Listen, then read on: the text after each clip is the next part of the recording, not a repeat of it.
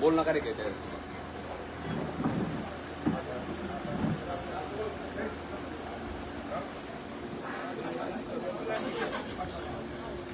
समोर कोण येऊ नका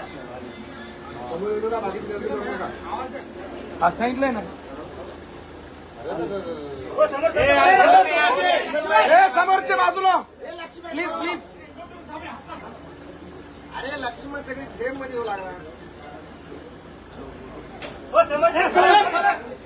लक्ष्मण भाई पीछे आओ ना यार. अरे बाकीचे बाकीचे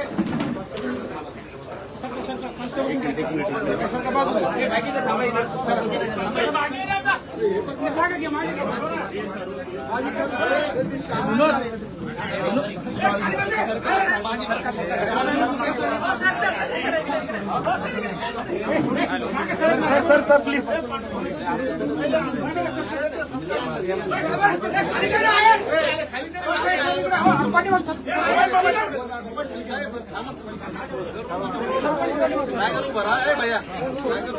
मागे घ्या ना मोबाईल.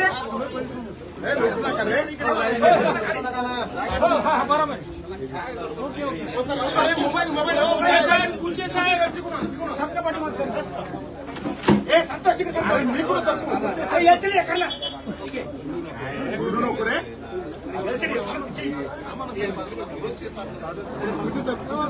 तू मागे सरकार मागे सरकार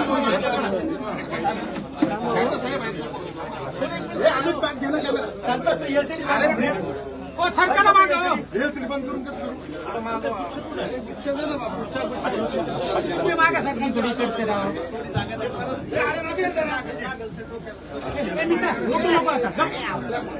एक सेकंड माझं लाईफ खाली करा ना थोडा मागे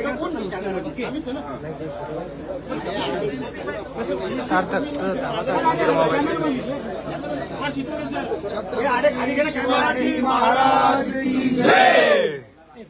जय भवानी. छत्रपती शिवाजी महाराज की जय. छत्रपती संभाजी महाराज की जय. राष्ट्रमाता जिजाऊ की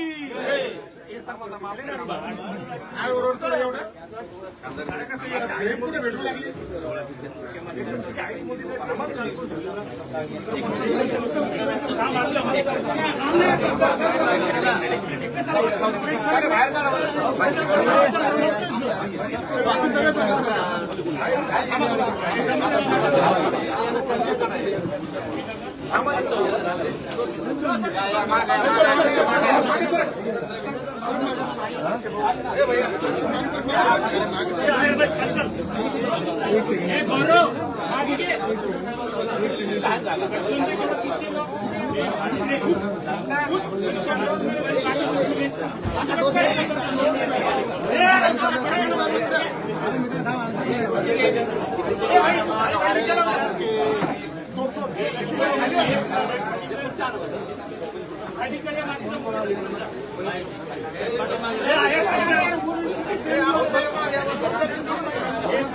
चालू चालू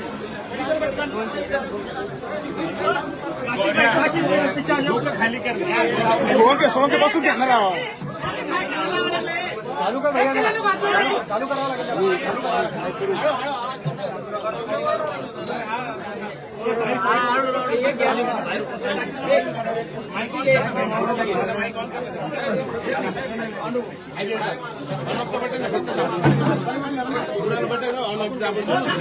अरे किती जण लावतो रे माईक. हे ते माईक नका लावू रे.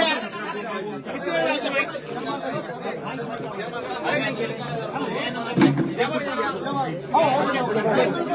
गौरव प्रेमबाग गौरव प्रेमबाग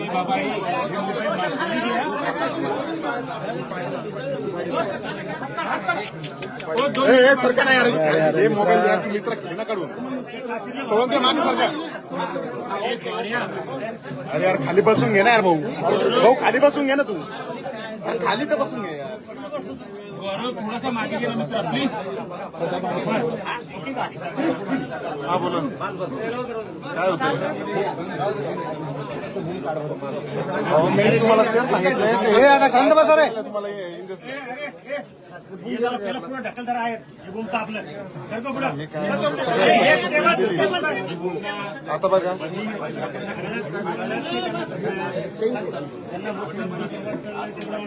नाही ते तर लोटापिटी चालूच होते ना त्यावेळेस काय आले तर लोटालोटी कमी करा आता. हो आहे सर. ते त्या साईडला ठेवणं समोर मिळतंय ना आता हा, ठीक आहे.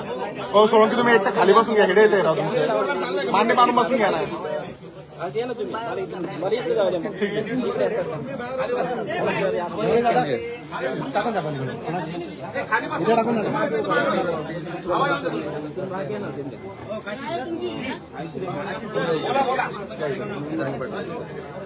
इथली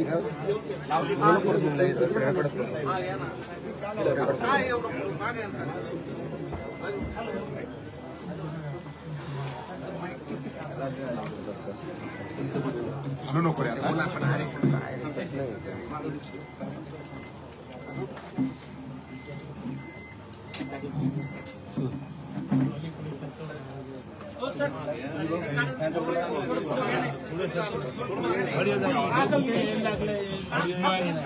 थोडं पुढे घ्या. आम्हाला एवढी येत नाही. हे लोटा ना पुढे लोटा थोडं हे तर पुढे तुझा नाव नाही लेपल तू. अरे त्याचं ट्रायपॉड खाली घेऊन टेबल आहे सर. आहे सर. हो संजय आहे सर. मोबाईल खाली मोबाईल दादा अरे कोणाचा लावा त्याचा पण ट्रायपॉड खाली नीचे रखो आपका ट्रायपॉड मोबाईल पीछे ले स्टँड त्यामुळे चर्चा आवाज येईना खाली ठेवा ते ट्रायपॉड आपलं पाठी घेतो का जीवचा पाठी घे स्टँड मागे घे बघू हे यार तू बाग नको लोटून रे हे मागे तू सरळ पैसे तरी मोनोवर कशाला हे करतोय नीचे रखो ना ट्रायपॉड अरे तू लोटतो काय माझं बोनो हे मागे घे ना तुझा ट्रायपॉड हे लक्षात नाही का तू मांडी घाल खाली मागे घे मांडी घालून बस. लक्ष्मणराव प्लीज यार रिक्वेस्ट आहे यार तुम्ही एवढं 10 वेळेस बोलले तुम्ही ऐकत नसेल तर काय अर्थ आहे ट्रायपॉड खाली ठेव ना तुझा बाकी घ्या सगळे खाली. अरे बाकीच्या गर्दी कमी करा ना जरा.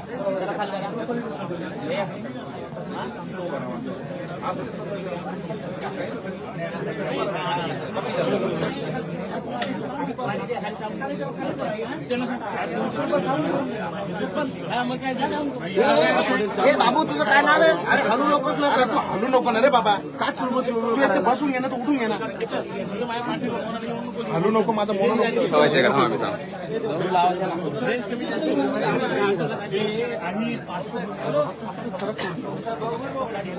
टाकलं नवीन टाकलं पेजवर गेलं. हो केलं बघा. पाय आहे का? पाय असं हे अमोल धर. आणि माझी प्रेम नका हळू बर का. थोडं पुढे जाता का थोडं फ्रेम लाव. आम्हाला डिस्टर्ब करतोय ना. एक मिनिट दादा थोडं जाऊ दे. पहिलेच तयारी करून ठेवायची ना. थोडस मागून येऊन आम्हाला डिस्टर्ब करतात राव. मला ट्रायपॉड लावते सर सर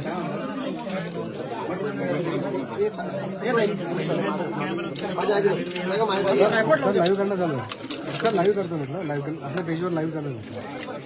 दादा थोडं बाजूला यावं थोडं थोडंसं बाजूला यावं आम्हाला पेंटर नाही देतो हो दादा ट्रायपॉड लावू दे ना नाही जॉईंट प्रेस आहे जॉईंट प्रेस. साईडला लावून दे असंच लावायचं आहे आणि जनांगे पाहिजे. हे यार समोरचा कोणाचा ए NDTV. Okay sir okay sir. ए राहुल डोकं घे ना बाजूला.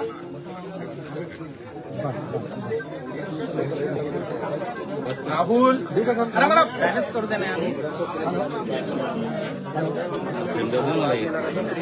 दादा तू उठ नाही मित्रा तू जिथं ट्रायपॉड लावायचं तिथंच बसला तू ट्रेन सेट करून बाजू महिना सायलेन्स प्लीज प्लीज सायलेन्स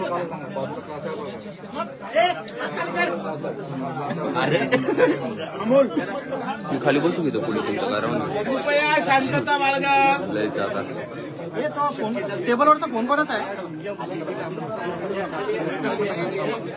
जे नेते आहेत ते आता चर्चेला सुरुवात करत आहेत.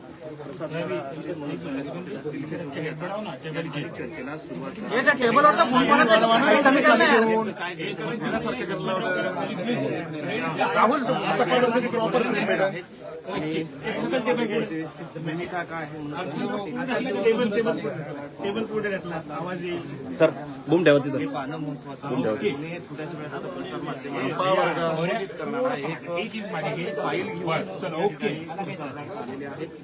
ना तुम्ही तो बाजून लाईव्ह करा आम्हाला देऊ द्या आहे सायलेन्स प्लीज थोड्या वेळातच कळेल. मात्र सध्या आता या ठिकाणी प्रसाद लाड या भेटीनंतर आता प्रसाद लाड प्रसार माध्यमांची संवाद साधत आहे. दोन्ही नेते सोबत बसलेले आहेत. मनोज जरांगे पाटील तुमच्या चर्चेकडे का विशेष म्हणून बघायचं? मोजू सर आउटपुट घ्या. ही गोष्ट तर अनेकदादा मनोजदादांबरोबर माझं हॅलो वाक्य संभाषणामध्ये वाद झाले हे मी इथे मान्य करतो. मोजू सर आउटपुट घ्या. परंतु एक गोष्ट ही देखील मान्य करतो की ज्या पद्धतीमध्ये मराठा समाजाच्या आरक्षणासाठी संभाजीनगर 1981 पासूनचा लढा जो सुरू झाला त्यामध्ये शेवटी आरक्षण जे मिळालं ते माझा भाऊ माझे बंधू समाजाचे आमचे नेते मनोजदादा जरांगे पाटील यांनी केलेल्या आंदोलनाला यश मिळालं आणि त्याच्यामुळे आरक्षणात समाजाला मिळालं. यासाठी मी प्रथमतः दादांचं मनापासून अभिनंदन करतो.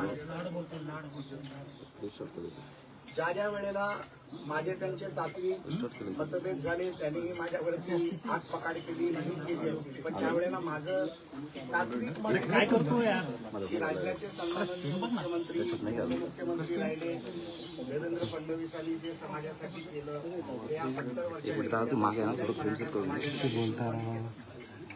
आणि मग कुठला तरी गैरसमजातून काही विषय निघाले असतील तर मी दादांना प्रत्येक वेळेला तीच विनंती केली की देवेंद्र फडणवीसांना पण कधीतरी तुम्ही समजून घेतलं पाहिजे आणि त्यांनी काय केलं हे तुम्ही समजलं पाहिजे. आणि मला वाटतं की काल परवाच्या त्यांच्या प्रेसमध्ये देखील त्यांनी खरोखर देवेंद्रजींचं मनापासून अभिनंदन देखील केलं. एकनाथ शिंदे साहेब असतील त्यांनी देखील या समाजासाठी अनेक गोष्टी केल्या. आणि आता ज्या वेळेला दादानी पुन्हा एकदा आंदोलनाची हे केलं पुकारलं त्यावेळेला मी मीडियाच्या माध्यमातून दादांना आव्हान केलं की दादा गरमीचा काळ आहे, 30 मे मला वाटतं की चुकीची तारीख आहे, पेरणीचा काळ आहे, उन्हाळा आहे, काही मुलांच्या शाळेच्या सुट्ट्या झाल्या तर समाजाची काही लोक गावाकडे मामाकडे गेली असतील तर आपण हे आंदोलन करू नये. आणि त्यावेळेला काही मी आकडेवारी देखील सरकारने काय केलं हे मी दादांसाठी घेऊन आलो. दादांना ते माहितीच असेल पण परंतु त्याच्यानंतर देखील गंगाधरजीकडनं मला काही गोष्टी आल्या की या 7-8 गोष्टी आतापर्यंत झाल्या नाहीत आणि त्या व्हायला पाहिजे. आणि दादानी मला आवाहन केलं की प्रसाद भाऊनी मला माझा भाऊ म्हटलंय, समाजाचा एक कार्यकर्ता म्हटलंय. मी आज इथे कुठल्याही कॅपॅसिटीमध्ये आमदार म्हणून नेता म्हणून आलो नाही तर मी एक समाजाचा सर्वसामान्य घरातला मुंबईमध्ये परेल सारख्या भागात वडील कामगार असलेला कार्यकर्ता आज पक्षामध्ये समाजामध्ये व्यवसायामध्ये प्रतिष्ठेमध्ये सामाजिक कार्यकर्त्यामध्ये स्वतःचं नाव कमवलेला एक कार्यकर्ता. मला एक अभिमान वाटला की मनोज दादांनी मला इथे आवाहन केलं की प्रसाद भाऊ जर माझ्याकडे इथे चर्चेला आले माझे प्रश्न समजून घेतले तर आम्ही देखील त्यांच्या खांद्यावर मान टाकायला तयार.